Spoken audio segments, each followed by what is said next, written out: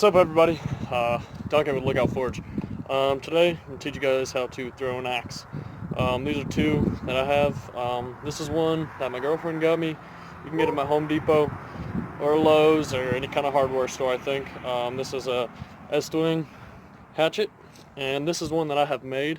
It's one of the first axes that I've made. It's a mild steel case with a file as the cutting edge and a oak handle that I torched, and forged this, started this one.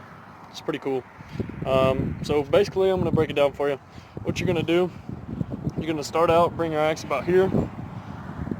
I usually take it back, bend your elbow, bring the axe about behind your head, and then when you throw, it's really important that you flip the wrist, because when you flip that wrist, it's going to spin that axe.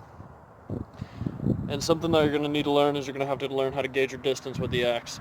So once you learn the distance that you need per step, I usually do it by step, and you're going to want to usually get your rotation to the axe right. So once you bring it in, you're going to flip it, and you're going to watch how it turns, and watch. The important thing is to watch where your axe hits, and then change it after that. Then after that, it's just muscle memory, and then you keep practicing and practicing. Guess what? You're going to be sticking axes almost every time. So it's really cool. Get into it. Everybody's doing it. You just look like a general badass. Like, if nobody knows that you're practicing throwing axes, you just go out there, wham, throw it, stick it. Guess what? Everybody's like, damn, that guy's badass. You can. If I can do it, you can do it. Let's do it, baby. And keep practicing. I'll show you some videos of me doing it, and it's pretty simple. Cool.